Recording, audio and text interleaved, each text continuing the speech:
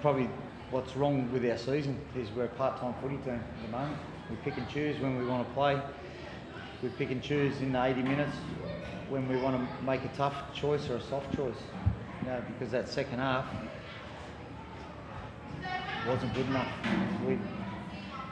They just all got too fast for us and it got too hard and we gave up. Simple as that. There's only a handful of players in this club at the moment that pick to choose to come every week to play with the right mentality and toughness and want to be an 80-minute football and want to be an NRL player every week. Is that an attitude thing or is it a fatigue thing, like fitness-wise? Are they not fit enough, some of these guys, or is it just attitude not turning up? Yeah, look, the conditions didn't help in the second half, but we didn't play the conditions real well. And you know what? We're spending a lot of time standing behind our goalposts. We've just got to harden up and defend one set. So I don't think it was a fitness issue. I think we're just making some soft choices at times when blokes, instead of taking the tough choice and making a decision on what's best for their teammates. How do you fix that? Players got to fix it. You can only talk about it so many times, Jake. Like, players have to fix it, don't they? They're the ones who've got to come and play and enjoy playing the 80 minutes, the good parts of it and the bad parts of it, and the hard parts of it. But we enjoy everything else around it, but we're not enjoying the 80 minutes. And that's the bit we're getting paid to do.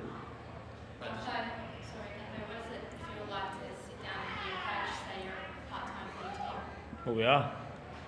As he said, there's a handful that are doing the job every week, and it's not always the same player, but you can't not do your job in the NRL. Tonight, they scored 4 tries back-to-back and the game was blown out.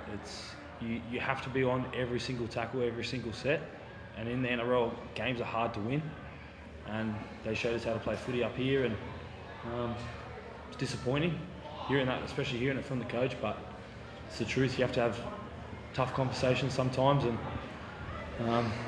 we have to get it right. We haven't got it right this week, and we have to. Theo said it's on the players, so from a player's perspective, how do you fix it? We have to have those tough conversations, as I said, and look at each other in the eyes, and if you're doing your job, if you're questioning if you did do your job or you didn't, you haven't, and as you said, there's a handful that are doing it, but you need 17 players every single week to do their job to win an NRL game of footy, and we didn't do it this week. Is that more on you? I thought you have to go and have conversations with blokes and pull them in the line and be that kind of tough taskmaster as a captain. Well, you have to, yeah. Yeah, well, he does that. He does that all the time. So this is not on Gutho, and I'm not dissolving myself of any of this responsibility, but the players choose what attitude do they come with on for the 80 minutes. And we've had that discussion over and over as a club that can only do so much during the week, but when they come to play, they choose when they cross the white line, what attitude they want to have. They choose when the going's tough, if they want to keep getting forward in their defensive line, or they want to make their tackle, or they want to lay on the ground. But do you believe that 17 players out there can make that switch, or you think we've seen it. Like we chose poor options against Canberra, then the next week we come out against Cowboys, one of the really good teams in the competition, and we chose to do those tough actions, and we showed that we can play football. We chose to do it for the first 30 minutes tonight.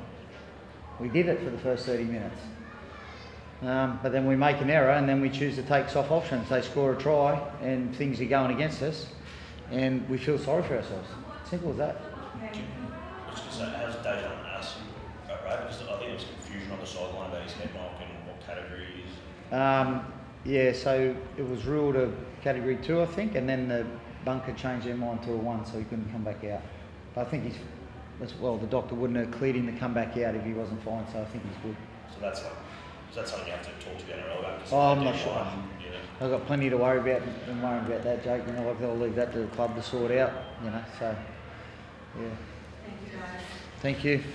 This year, NRL on 9 is your one-stop shop for all footy. That's right, Freddie.